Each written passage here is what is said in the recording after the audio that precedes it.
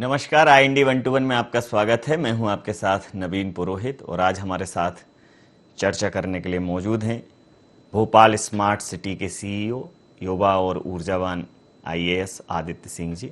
आदित्य जी, आपका IND 24 में बहुत बहुत स्वागत है। Thank you Naveen ji.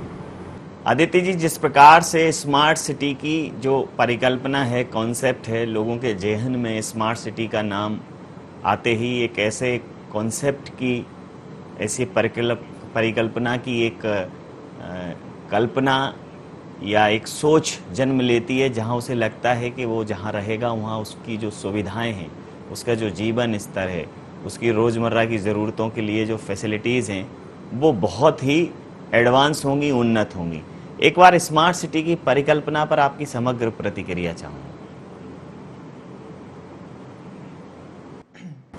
Smart city का जो ओवरऑल कॉन्सेप्ट है, इसमें 3 मॉडल होते हैं। First is retrofitting, second is redevelopment and third is greenfield. Bhopal में जो हम लोगों ने मॉडल अपनाया है वो रीडेवलपमेंट में है, जिसमें कि हम एक एरिया को एरिया बेस्ड डेवलपमेंट अप्रोच से रीडेवलप करते हैं, जिसमें जो इंफ्रास्ट्रक्चर है उसको हम लोग डिज़ाइन उस हिसाब से करते हैं कि उसमें हम लोगों को ओवरऑल रीडेवलपमेंट दिखता है। वहाँ पे हम लोगों ने इंफ्रास्ट्रक्चर में roads, sewerage lines, cycle tracks और इन सब को हम लोगों ने लिया हुआ है। अदर देन दैट हमारा एक पैन सिटी अप्रोच होता है, जिसमें हम ओवरऑल भोपाल में सॉल्यूशन बेस्ड हम लोगों के प्रोजेक्ट्स होते हैं। जैसे कि आप स्मार्ट पोल देख सकते हैं, पब्लिक बाइक शेयरिंग देख सकते हैं। ऐसे करके हम लोगों ने इंफ्रास्ट्रक्चर और सॉल्यूशन बेस्ड ICT प्रोजेक्ट्स का एक मिक्स भोपाल में लाने का हमारा विजन है। जिस प्रकार से आपने कहा कि एक पूरे शहर के लिए है, एक ABD है, एरिया बेस्ड डेवलपमेंट है, तो जिस प्रकार से ज़्यादातर देखा जाए कि जब शहरों का विकास होता है, अधोसंरचना का विकास होता है, तो मुख्य शहर से रहवास के जो स्थल हैं वो बहुत दूर हो जाते हैं। लोगों को स्कूल, कॉलेजेस, ऑफिसेस बहुत दूर हो जाते हैं।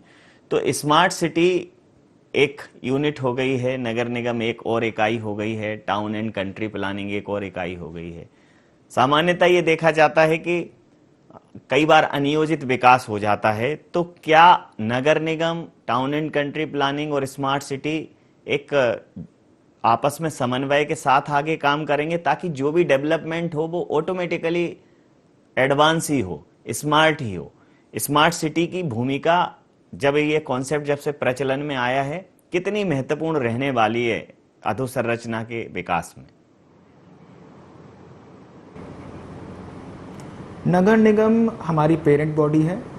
नगर निगम के कमिश्नर सर हमारे ED होते हैं और हमारा जो भी योजनाएं होती हैं हम नगर निगम के साथ इसमें सामंजस्य और समायोजन बना के ही करते हैं। हमारा जो ओवरऑल डेवलपमेंट का प्लान है, जो लेआउट है, वो TNCP के द्वारा अप्रूव्ड है और TNCP के सभी गाइडलाइंस और उनके द्वारा दिए गए दिशा निर्देशों का हम पालन भी करते हैं। ABD एरिया का जो अप्रोच है और जो डेवलपमेंट है, उसका जो भी हमारा विजन है वो ओवरऑल भोपाल के डेवलपमेंट और कनेक्शन के साथ है। तो ये आपका कहना कि इसको हम इसमें जो हमारा समायोजन इन दोनों संस्थाओं के साथ है, ये पूर्णतया इसमें हम लोग उनके साथ कोऑर्डिनेट करके ही आगे बढ़ते हैं। अभी जिस प्रकार से स्वच्छता के लिए एक अलग जगाई गई, भोपाल के लिए भी ये गौरव का विषय है कि भोपाल पूरे भारत देश में दूसरे नंबर पर है और प्रथम भी मध्य प्रदेश का बड़ा शहर इंदौर है। तो ये मध्य प्रदेश के लिए भी गौरव की बात है और इस रैंक को और अपग्रेड करना है या इसे बनाए रखना है तो लगातार काम करना होगा। तो जिस प्रकार से कचरा प्रबंधन की एक बात है, दूसरी बात है वाटर सप्लाई की बात है, सीवेज ट्रीटमेंट की बात है, तो इसमें निश्चित रूप से स्मार्ट कॉन्सेप्ट की ज़रूरत है। जो पुरानी चीज़ें हैं उनको अपग्रेड करके कि लोगों को सहूलियतें मिलें और उनकी एक सतत मॉनिटरिंग एक कंट्रोल रूम से हो सके, ताकि समय सीमा में उनको में सुधार किया जा सके। इसको लेकर क्या कुछ बड़ी प्लानिंग है, वो जरूर जानना चाहूँगा। इसमें हमने अभी कमिश्नर नगर निगम सर के गाइडेंस में पूरे भोपाल में कहाँ पे कितना कचरा इकट्ठा होता है, कितना जनरेट होता है, उसके हिसाब से ट्रांसफ़र स्टेशन हम लोगों ने बनाने का एक मुहिम चालू किया हुआ है। ऑलरेडी भोपाल में 6 ट्रांसफ़र स्टेशंस हैं जहाँ पे डोर टू डोर जो आपका वेस्ट कलेक्ट होता है वहाँ पे लेके जाते हैं।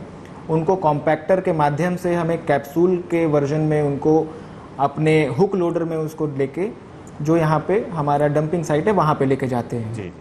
इसमें हमारा जो मॉनिटरिंग के एस्पेक्ट हैं, हमको हर ट्रांसफ़र स्टेशन में कब कितना कचरा आ रहा है, कितने कचरे की गाड़ियाँ कितने ट्रिप्स लगाती हैं, जी। इसमें सूखा कचरा कितना है, गीला कितना है, ये सब हम लोग रियल टाइम पे यहाँ पे मॉनिटर करते हैं। जी।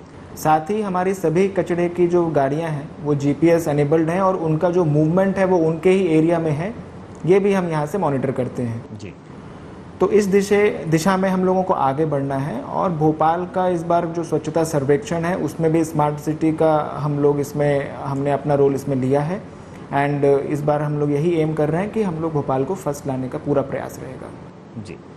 अगर मैं जो इसी प्रश्न में मैंने 2 चीज़ें और पूछी थी, एक जो है वाटर डिस्ट्रीब्यूशन सिस्टम है और एक सीवेज ट्रीटमेंट प्लांट जो काम कर रहे हैं, उसमें स्मार्ट सिटी कोई ऐसी भूमिका निभा रहा है या स्मार्ट सिटी में उनकी कोई ऐसी एक स्मार्ट सिटी की सोच है कि ये जो सिस्टम है इनको और ज़्यादा एडवांस्ड बनाया जाए, आधुनिक बनाया जाए, क्योंकि ये लोगों के जीवन से जुड़े हुए हैं, पानी की ज़रूरत हो या हमारा सीवेज का ट्रीटमेंट हो, बहुत ज़रूरी है, आगे जाकर ये फिर समस्या भी पैदा करते हैं।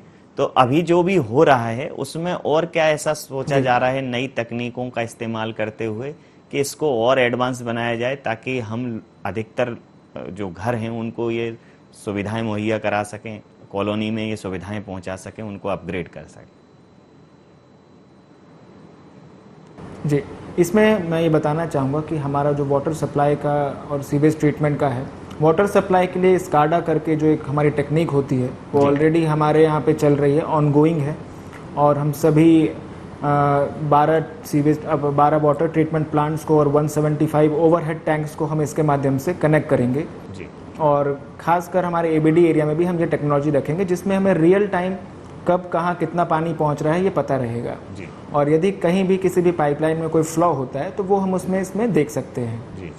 सीवेज ट्रीटमेंट प्लांट के लिए एबीडी एरिया में हम लोगों ने अलग से जगह चिन्हित की हुई है और इसके बाहर जो हमारे एबीडी एरिया के बाहर है इसमें हम लोग कार्य योजना तैयार कर रहे हैं नगर निगम के साथ कोऑर्डिनेट करते हुए। जी। जैसा आपने कहा कि जहां एरिया बेस्ड डेवलपमेंट है वहां तो स्मार्ट सिटी अपने फुल फ्लेज्ड कॉन्सेप्ट के साथ जा सकता है, लेकिन जहां रीडेवलपमेंट की बात है या जो पुरानी बस्तियां हैं उसमें कहीं ना कहीं ओवरऑल डेवलपमेंट करना संभव नहीं है, लेकिन कुछ तो अपग्रेड किया जाए जो भी संभव हो। तो जो पूरे शहर के लिए जो एक सिस्टम स्मार्ट सिटी में डेवलप हो रहा है उसमें कौन कौन से प्रमुख पॉइंट्स हैं जिन पर स्मार्ट सिटी काम कर रही है? इसमें सबसे पहले तो मैं आपको आर्च ब्रिज के बारे में बताना चाहूँगा जी। जिसमें हम लोग 2 पॉइंट्स को कनेक्ट कर रहे हैं हमारे छोटे तालाब के ऊपर। उसी से अगर आप आगे चलेंगे तो हमारी स्मार्ट रोड है जो पॉलिटेक्निक चौराहे से भारत माता मंदिर तक की है। जी। उसी के ऊपर हमारा स्मार्ट पार्क भी बन रहा है जिसमें हमें 11 एकड़ के लैंड को पार्क के रूप में डेवलप कर रहे हैं, जिसमें वॉकवे के साथ एम्पी थिएटर और आगे की कार्य योजना में हम लोग इसमें कुछ अलग फीचर्स भी ऐड करेंगे। तो ये हमारे पैन सिटी के बेसिक इंफ्रास्ट्रक्चर के जो मेजर प्रोग्राम्स हैं वो ये हैं। एबीडी एरिया में आप जैसे देख सकते हैं हमारी बुलेवार्ड रोड जो है वो हमारी आइकॉनिक रोड है और उसका लगभग कंप्लीशन भी पूरा हो चुका है। जी। सामान्यतः ये देखने में आता है कि हमारा जो भी हम अधोसंरचना का जो विकास होता है पता चलता है कि कुछ सालों बाद वहाँ हमें एक नई चीज़ की ज़रूरत महसूस होने लगती है, उसके बाद फिर एक नई चीज़ की ज़रूरत महसूस होने लगती है और बहुत सारा हमारा श्रम समय सिर्फ उनके रिस्ट्रक्चरिंग में या फिर से उसके पुनर्निर्माण में, इन सब में समय जाता है। खासकर कभी कोई केबल डलनी है, कभी कोई सीवेज की लाइन ठीक होनी है, तो सड़क पर ये हमेशा देखने में मिलता है और इसमें बहुत समय और श्रम जा रहा है। तो स्मार्ट सिटी की तरफ से कोई एक ऐसा कॉन्सेप्ट निकट भविष्य में कि जब वो डेवलपमेंट हो तो एक बहुत दूरगामी प्रोजेक्ट को लेके हो, इतनी सोच हो दूर की कि कम से कम आगे आने वाले सालों में जो भी पॉपुलेशन बढ़नी है या जो भी चेंजेस होने हैं अकॉर्डिंग टू मास्टर प्लान, उसमें बहुत ज़्यादा बदलाव के लिए तोड़फोड़ ना करनी पड़े और वो उसमें ऐड ऑन किए जा सकें। क्या इस प्रकार की कोई प्लानिंग है? जी बिल्कुल, आप जब भी देखेंगे हमारे जो भी रोड्स के प्रोजेक्ट चल रहे हैं, चाहे वो स्मार्ट रोड हो एबीडी एरिया के बाहर और एबीडी एरिया के अंदर हमारी बुलेवार्ड रोड या MR02 रोड है, वहाँ पे हम लोग साइड में वॉकवेज के साथ साथ डक्ट्स बना रहे हैं। जी। उस डक्ट में वाटर सप्लाई के साथ सर इलेक्ट्रिक के जो भी वायरिंग रहेगी वो सब कुछ अंडरग्राउंड रहेगा, इंक्लूड हमारा जो वेस्ट वाटर जो जनरेट होता है। भविष्य में यदि हमें कोई भी उसमें एड ऑन या कोई भी सुधार करना होता है तो हमको रोड को टच करने की बिल्कुल ज़रूरत नहीं है। वो सेपरेट हमारे डक्ट्स हैं, अंडरग्राउंड हम वहाँ पे एंट्री कर सकते हैं और वहाँ पे हमको इवन डक्ट को भी डैमेज करने का कोई इशू नहीं आता है। तो स्मार्ट जो अप्रोच है इन रोड्स को लेके, वो इन डक्ट्स का यदि आप कभी अवलोकन करेंगे तो आपको ये दिखेगा कि इनमें कोई भी सुधार या निर्माण करना है तो हमें रोड को कोई भी डैमेज या कोई भी उसमें हमें इंटरप्शन करने की ज़रूरत नहीं आती है। अगर मैं भोपाल की बात करूं तो भोपाल स्मार्ट सिटी के कुछ ऐसे लैंडमार्क्स जो निकट भविष्य में लोगों की लाइफ में एक अभूतपूर्व परिवर्तन लाएंगे और एक ऐसा मॉडल डेवलपमेंट का एग्जाम्पल सेट करेंगे कि जो हमारी अधोसंरचनाओं से संबंधित जितनी भी इकाइयां हैं, चाहे भोपाल विकास प्राधिकरण हो, नगर निगम हो, टाउन एंड कंट्री प्लानिंग हो, वो वहाँ से प्रेरणा ले सकें या कोऑर्डिनेशन के साथ उसी प्रकार के डेवलपमेंट को आगे ले जा सकें। जी, इसमें काफ़ी प्रकार के हमारे जो प्रोजेक्ट्स हैं, अगर मैं सबसे पहले स्टार्ट करूं तो आर्च ब्रिज जो है वो अपने आप में एक अद्भुत हमारा निर्माण है जो इंडिया में उस प्रकार का कोई भी और ब्रिज नहीं है। साथ ही हमारी जो स्मार्ट रोड और बुलेवार्ड रोड है, जब वो तैयार हो जाएंगी, जो कि लगभग हमारे कंप्लीशन फेज़ में आ चुकी है, वो एक ट्रांसपोर्ट को और एक मूवमेंट जो अर्बन मोबिलिटी होती है उसके लिए अपने आप में एक मिसाल रहेगी, क्योंकि वहाँ पे आप पैदल भी चल सकते हैं, साइकिल से भी चल सकते हैं और 6 lane of vehicles can also move. जी। मोबिलिटी के बाद यदि हम आते हैं तो हमने जो हाउसिंग के प्रोजेक्ट्स जी जी जी जी जो हमारे हाउसिंग के प्रोजेक्ट्स हैं, हाउसिंग फेज़ 1 और हाउसिंग फेज़ 2 जो है जी, ये सभी मॉडर्न फैसिलिटीज़ के साथ रहेंगे, जिनमें इनका खुद का सब स्टेशन रहेगा, सीवेज ट्रीटमेंट प्लांट रहता है और ओवरऑल इंटीग्रेटेड रहेंगे। जी। तो हम लोग का जो विज़न है इस डायरेक्शन में वो यही है कि जो हमारे फैसिलिटीज़ हम प्रोवाइड कर रहे हैं वो फ्यूचर को देखते हुए हम लोगों ने प्लान और एग्जीक्यूट किया है। जी। अगर मैं स्मार्ट साइकिल की बात करूं, जो आपने एक ट्रैक स्मार्ट सिटी ने डेवलप किया है, जो स्मार्ट बाइक्स सामने रखी हुई हैं, जगह जगह आपने स्टेशंस बनाए हुए हैं, बड़ा उस प्रोजेक्ट को बहुत एप्रिसिएशन मिला और ओवरऑल कंट्री में लोग, कई राज्यों से लोग आके उसकी स्टडी करने आए। लोगों में साइकिलिंग के प्रति एक रुझान भी बढ़ा। स्मार्ट सिटी की ओर से इस प्रकार के आयोजन भी किए जाते रहे हैं कि लोग साइकिलिंग से जुड़ें। तो जो ये कॉन्सेप्ट आपने प्लान किया, अभी देखने में आ रहा है कि रोड्स पे वो साइकिल लोग सामान्यतः इस्तेमाल करते हैं, लेकिन अगर रोड से अंदर जो कॉलोनीज़ हैं, जो 1 और 1.5 किलोमीटर अंदर तमाम कॉलोनीज ऐसी हैं जिनके अंदर काफ़ी बड़ी रिहायश है, बहुत आबादी है, अगर उन जगहों पर उनके पॉइंट्स हो जाएं तो कई बार लोगों को ऐसा होता है कि जो पब्लिक ट्रांसपोर्टेशन से आते जाते हैं उनको अपनी कॉलोनी से रोड तक आने के लिए कनेक्टिविटी मिल जाएगी। साइकिलिंग की साइकिलिंग है और लोगों को एक सुविधा है। तो क्या उसके विस्तार में इस चीज़ का ध्यान रखा जाएगा? जी, आपने बिल्कुल सही पॉइंट आउट किया है। हर योजना को एक जब उनका मिडिल फेज आता है तो उसको वापस से थोड़ा सा बूस्ट और रिवैम्प रीप्लान करने का ज़रूरत पड़ता है। पीबीएस जो पब्लिक बाइक शेयरिंग हमारा जो पूरा कॉन्सेप्ट है, इसमें हम लोगों ने 93 जगहों पे जो डॉक्स लगाए हैं उसमें से हमने 17 डॉक्स ऐसे चिन्हित किए हैं जिनको हम शिफ्ट करके, जैसे आपने पॉइंट्स बताए हैं, उन पॉइंट्स पे हम अभी लगा रहे हैं। जी। यदि किसी को किसी पार्क में जाना है अपने घर से और वो पैदल नहीं साइकिल चला के जाना चाहता है, या पार्क के अंदर भी ऐसा कोई स्ट्रक्चर है जहां आप साइकिलिंग कर सकते हैं बट डॉक नहीं है, तो हम लोगों ने इनको चिन्हित किया है और बहुत जल्द आप ऐसे पॉइंट्स पे हमारे पीबीएस के डॉक्स को देखेंगे। जी, जो साइकिल ट्रैक है वो एक पर्टिकुलर एरिया में ही डेवलप हो पाया है, उसमें भी बहुत सारे इंफ्रास्ट्रक्चर के डेवलपमेंट होने के कारण उसमें कई जगह पर तोड़फोड़ हुई है। उसको और ज़्यादा बढ़ाने की ज़रूरत है। तो साइकिल को बढ़ावा देने के उद्देश्य से ऐसे साइकिल ट्रैक जो भले ही बहुत लंबे एरिया तक नहीं जाएं, लेकिन जहां तक उपलब्धता है जिन जिन पर्टिकुलर एरियाज में कि वहां साइकिल ट्रैक बनाए जा सकते हैं, तो इस प्रकार का डेवलपमेंट का कोई प्लान है? जी बिल्कुल। जो हमारा इनिशियल सर्वे भोपाल का है, भोपाल में लगभग 161 किलोमीटर के साइकिल के ट्रैक का स्कोप है। जी। उस चीज़ को हम लोगों ने दृष्टि में और विजन में रखते हुए अभी जो साइकिल फॉर चेंज करके एक भारत सरकार ने भी स्मार्ट सिटीज़ के लिए एक चैलेंज किया है, और स्ट्रीट्स फॉर पीपल, जिसका उद्देश्य ये है कि नॉन मोटराइज ट्रांसपोर्ट और साइकिलिंग को प्रमोट किया जाए। तो हमारी इसके लिए कार्य योजना तैयार भी है। साइकिल ट्रैक के मेंटेनेंस के लिए भी हम लोगों ने अपने तरफ से एजेंसी के सिलेक्शन का प्रोसेस चालू कर दिया है, और इसके एक्सपेंशन के लिए भी हम लोगों ने अपना प्रक्रिया चालू कर दी है। स्मार्ट रोड के क्रिएशन के बाद और एबीडी एरिया में रोड्स के क्रिएशन के बाद आपको साइकिलिंग के लिए स्कोप और बढ़ता हुआ दिखेगा यहाँ पे। जी, जिस प्रकार से आपने कहा कि खुद भारत सरकार ने इसके प्रोत्साहन के लिए आह्वान किया है, तो स्मार्ट सिटी की तरफ से इसको एनकरेज करने के लिए और इन चीज़ों को बढ़ावा देने के लिए कौन कौन से अभियान चलाए जा रहे हैं? कोई इवेंट या गवर्नमेंट की जो जितने भी डिपार्टमेंट्स हैं उनमें कोई एक पर्टिकुलर डे ऐसा हो क्या वहाँ जो काम करने वाले लोग हैं वो साइकिल से ऑफिस आएँ या एक दिन साइकिल का इस्तेमाल करें? लोगों को प्रतीकात्मक रूप से ही सही, लेकिन एक आह्वान तो मिलेगा।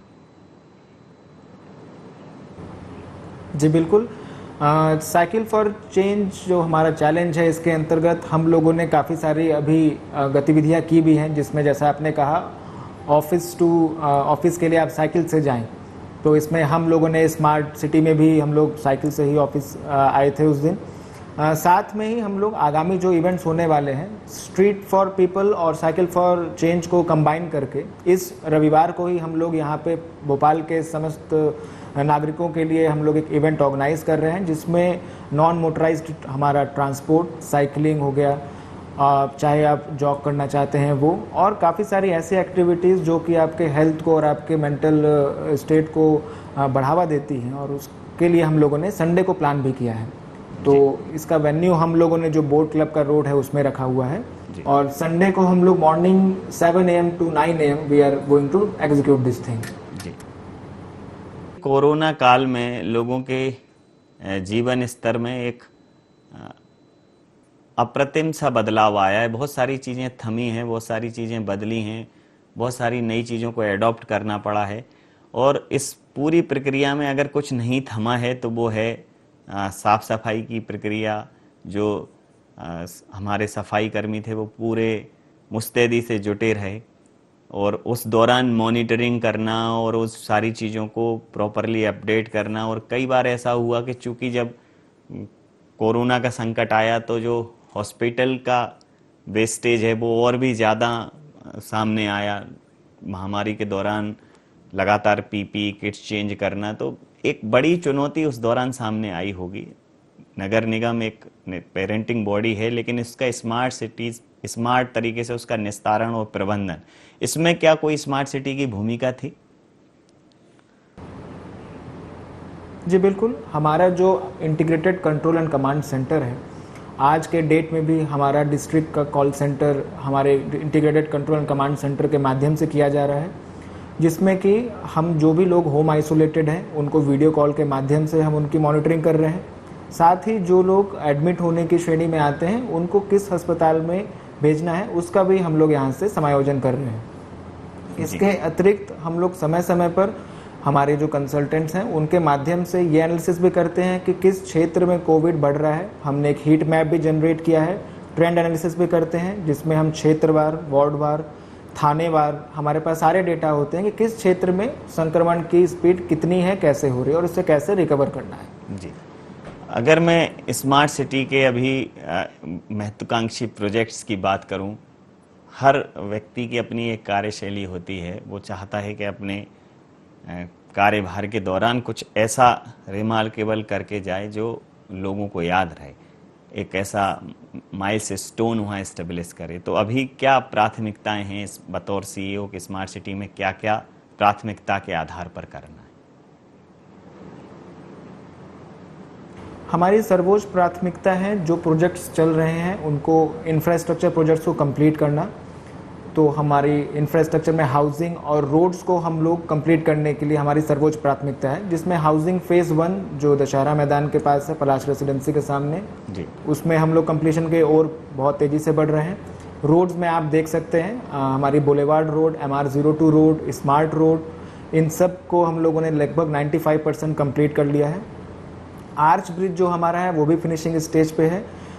स्मार्ट पार्क भी हमारा फिनिशिंग स्टेज में है। तो हमारी अभी सर्वोच्च प्राथमिकता इन प्रोजेक्ट्स को कंप्लीट करके जो प्रोजेक्ट्स लोगों की सुविधा के लिए बनाए गए थे उनको लोगों को सौंपने की है।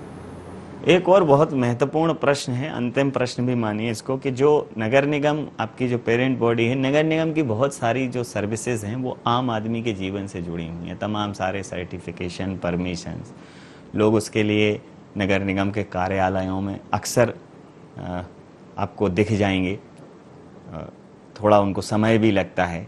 अगर उस पूरी सुविधाओं में, सहूलियतों में एक स्मार्ट जो वर्ड है, ये शब्द अगर जुड़ जाए तो लोगों को थोड़ा और सहूलियत हो जाएगी उन सुविधाओं को, उन फैसिलिटीज़ को एक्सेस करने में। तो क्या स्मार्ट सिटी इस प्रकार के कोऑर्डिनेशन में कुछ डेवलप करने की सोच रहा है कि चीज़ें ऑनलाइन और एक निश्चित समय सीमा में लोगों को उपलब्ध हों? जी बिल्कुल, आपका बिल्कुल कहना सही है। सिटीज़न जो गवर्नमेंट टू सिटीज़न और सिटीज़न टू गवर्नमेंट जो हमारा इंटरेक्शन है, इस चीज़ को लेके हम लोग नगर निगम के साथ ऑलरेडी हम लोगों की कार्य योजना बन रही है। हमारे पास भोपाल प्लस एक एप्लीकेशन है, ई नगर पालिका ऑलरेडी फंक्शनल है, जिसके माध्यम से घर बैठ के भी आप नगर निगम में आपके जो भी कार्य हैं वो करवा सकते हैं। इसको और सिटीजन फ्रेंडली कैसे बनाना है, ये हम लोग भोपाल प्लस एप्लीकेशन ICCC के माध्यम से करने का पूरा हम लोगों की योजना है। निश्चित रूप से स्मार्ट सिटी का जो डेवलपमेंट है और स्मार्ट सिटी के जो कार्य हैं वो अधोसंरचना के विकास में मील का पत्थर साबित होंगे, ऐसी मैं उम्मीद कर सकता हूं। आपने बहुत सारे पहलुओं पर जिस प्रकार से अपनी राय साझा की, हमारे सवालों का जो जवाब दिया, निश्चित रूप से स्मार्ट सिटी के कॉन्सेप्ट के विषय में और स्मार्ट सिटी की परिकल्पना के विषय में हमारे दर्शकों की जो जिज्ञासाएं हैं बहुत हद तक उनका समाधान हुआ होगा। आपने हमारे साथ इतना समय दिया, हमारे साथ इतना समय साझा किया, आपका बहुत बहुत धन्यवाद, बहुत बहुत आभार। तो मध्य प्रदेश में स्मार्ट सिटी के प्रोजेक्ट्स लगातार चल रहे हैं। इसी तारतम्य में भोपाल स्मार्ट सिटी के CEO आदित्य जी का कहना है कि हमारे सारे जो प्रोजेक्ट्स हैं वो लगभग पूर्णता की ओर हैं और ये आदित्य की तरह ही चमकेंगे। अधोसंरचना के विकास में इनका प्रकाश एक नई रोशनी, एक नई उजास स्थापित करेगा। IND 121 में इतना ही। आप बने रहिए IND 24 के साथ और देखते रहिए IND 24। नमस्कार।